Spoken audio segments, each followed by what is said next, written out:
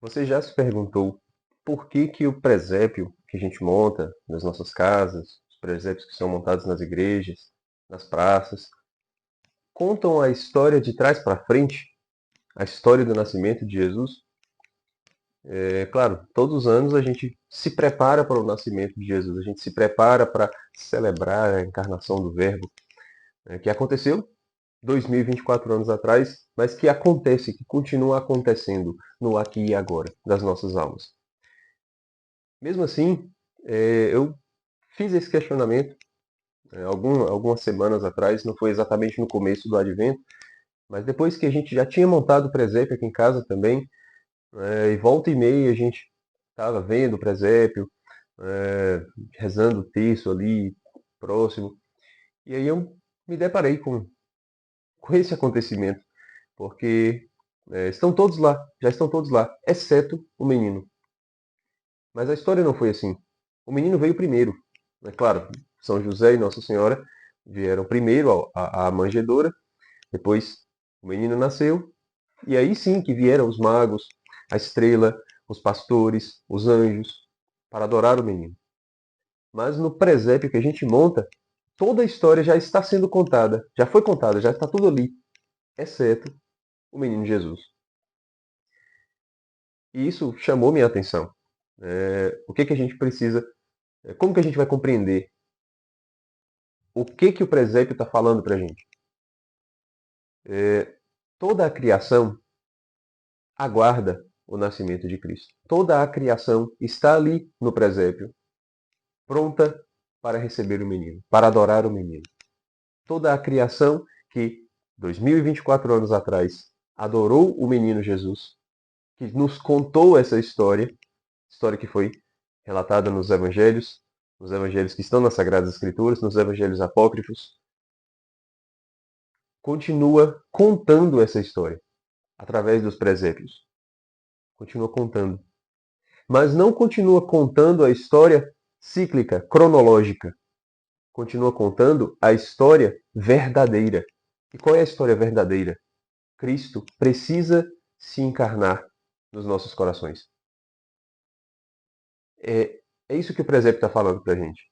Olha, o mundo inteiro adorou o menino. Toda a criação adorou o menino. Este menino está para nascer no seu coração. Ele quer, ele anseia nascer no seu coração. Você precisa estar pronto. Você precisa estar com o olhar atento. Porque está todo mundo olhando para a manjedoura vazia no presépio. Né? Está todo mundo com os olhares voltados. Até os animais estão com os olhares voltados para a manjedoura vazia no presépio. Podemos dizer que até a estrela, se tivesse olhos, estaria olhando para a manjedoura. E onde estão os nossos olhares? Onde está a nossa atenção? Para onde nós estamos olhando? O que nós estamos esperando ansiosamente? A gente precisa aprender isso com o presépio. E como que toda a criação está ali presente? Do mundo mineral, nós temos o que há de mais precioso? O ouro. O ouro que é retirado do solo, que é retirado da terra, foi ofertado de presente para Jesus, que está ali no presépio, na mão de um dos magos. Também, alguns colocam como se Cristo tivesse nascido numa gruta, na gruta de Belém. É o Cristo que sai do seio de sua mãe, da Virgem Maria, e entra no seio da terra, antes de vir ao mundo como luz. Né? Ele é gerado também no seio da terra.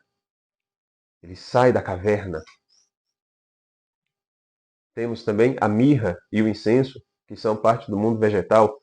Né? A mirra, que é uma planta, e o incenso, que é uma resina retirada também de uma árvore. Temos a própria manjedoura, o coxo de madeira, onde Jesus foi depositado, as palhas, tudo do mundo vegetal. O mundo vegetal é estático. Mas temos também a presença do mundo animal. Temos o jumentinho, temos a vaca, temos o cordeiro, presentes ali. Temos o mundo celeste, temos os astros, simbolizados pela estrela, que também está ali presente. O céu material está presente. Temos o mundo espiritual, a presença do anjo. O anjo que não é o símbolo daquele que veio anunciar o nascimento à Virgem Maria do anjo Gabriel, mas da multidão de anjos que cantou quando Cristo nasceu. Glória a Deus no mais alto dos céus e na terra paz aos homens de boa vontade. Temos também, não podemos esquecer, o mundo humano. O homem que é o resumo da criação, que tem em si algo de vegetal, de mineral, de animal e de angélico, de espiritual, de celeste, simbolizado ali naqueles personagens. E aqueles personagens são uma espécie de resumo de todas as possibilidades humanas. Temos os pastores, os magos, Maria e José. Os pastores são os trabalhadores, mas também são os contadores de histórias. Chesterton, em seu livro O Homem Eterno, ele fala que os pastores eram aqueles criadores de mitologias. Se a gente fosse trazer para o mundo de hoje, os pescadores, que gostam de contar histórias, né? Ou as pessoas da zona rural, né? Os trabalhadores da zona rural, que são contadores de histórias, são os criadores de contos, de histórias muito peculiares, né? que retratam coisas do cotidiano, mas que carregam ali, né? Um gracejo, uma piada, né? Nos de hoje. O que a gente pode associar isso? Como que a gente pode associar isso aos pastores? Os pastores são aqueles que são os criadores das mitologias, aqueles que contam as histórias que são contadas de pai para filho, são passadas de geração para geração. Esses contadores de histórias, né, claro, os trabalhadores e contadores de histórias, eles foram lá não para contar uma nova história, nem para criar uma nova mitologia. Muito pelo contrário, foram para ouvir uma nova história. Foram para ouvir a verdadeira história que precisa ser contada, que precisa ser passada para outras gerações. Os magos, os sábios do Oriente, os iniciados na seita de Zoroastro. Eles vieram com presentes, guiados pela sabedoria que eles tinham, pela estrela, e voltaram para casa por outro caminho. É isso que o Evangelho de São Mateus nos ensina. Eles voltaram para casa por outro caminho.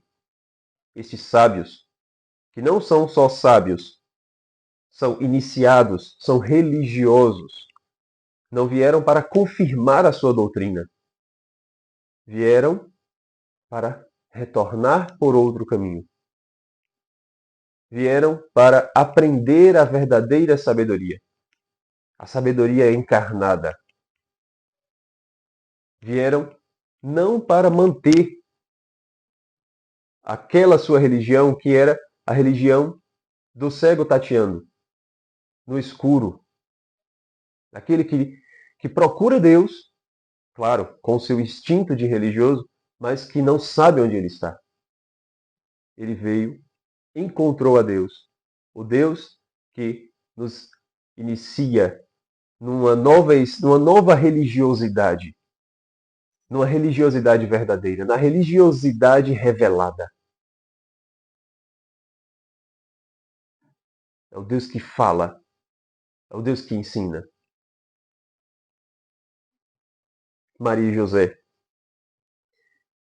José, o pai de Jesus Cristo, é o pai de família. É o pai de família que tem suas preocupações, suas ocupações. Claro, qual a preocupação de São José? Como que eu, sendo o homem escolhido para guiar, para conduzir, para proteger o Filho de Deus encarnado, como que eu não dou uma dignidade, um local digno para que ele nasça? A preocupação dos pais. Os pais que se preocupam em dar o que há de melhor para os seus filhos, de proteger os seus filhos, de conduzir os seus filhos, de estar ali presente, de ser a presença paterna silenciosa. É assim que deve ser a presença paterna. O pai não é aquele que está em cima o tempo todo, que está à frente o tempo todo. Esse é o papel da mãe. O pai é aquela presença silenciosa que está ali para o que der e vier. Para proteger, para iluminar. Tanto que José, no presépio, ele carrega uma lamparina. É aquele que está à frente. É o pai que guia. com uma luz titubeante, não é uma luz forte, porque a própria luz é o seu Filho. É Jesus Cristo que é a luz eterna e verdadeira, mas com uma luz fraca. A luz daquele que ilumina apenas os seus passos, para ele saber o que está à sua frente, para não tropeçar numa pedra, para não ser picado por um bicho peçonhento, e para que os que estão atrás de si, a sua família, também possam pisar onde ele mesmo pisou. Onde há segurança. Dar essa segurança. Maria, a mãe do Verbo encarnado, a Imaculada Mãe de Deus, mas também a mãe de Jesus. A mulher em plenitude, a mulher mãe, aquela que envolve, aquela que guarda, aquela que nutre, aquela que educa, aquela que tem a preocupação totalmente voltada para o seu filho. São as mães, são as mulheres, são as esposas, são as virgens, são todos os tipos de mulher, porque a Virgem Maria ela condensa em si todos os tipos de mulher. As virgens, as esposas, as mães, as que cuidam, as que trabalham. Maria, quando recebeu o anúncio do anjo, ela foi apressadamente ajudar Isabel. Então, as mulheres que apressadamente também se põem a servir, se põem no trabalho. Não é só a mulher do lar, tá? Mas todas as mulheres estão condensadas na Virgem Maria. Todas elas. Claro, as mulheres estão ali presentes. Então toda a criação está ali presente. Para adorar o menino. Para adorar o Deus que veio fazer novas todas as coisas. Os astros, o mundo espiritual, os animais, as profissões, as funções não são mais as mesmas. O mundo foi dividido. O mundo foi dividido. Toda a história humana foi dividida. O tempo, o espaço, tudo foi dividido. Há uma ruptura entre o que foi antes de Cristo e o que está sendo depois de Cristo. E o que será quando ele vier? Quando ele vier aos nossos corações. Que o presépio nos ensine e mova o nosso olhar. Não só o nosso olhar físico, né? Não é só para a gente olhar para o presépio, mas mova os nossos corações. O meu e o seu, neste Natal. Um feliz e santo Natal de 2024 para você e toda a sua família.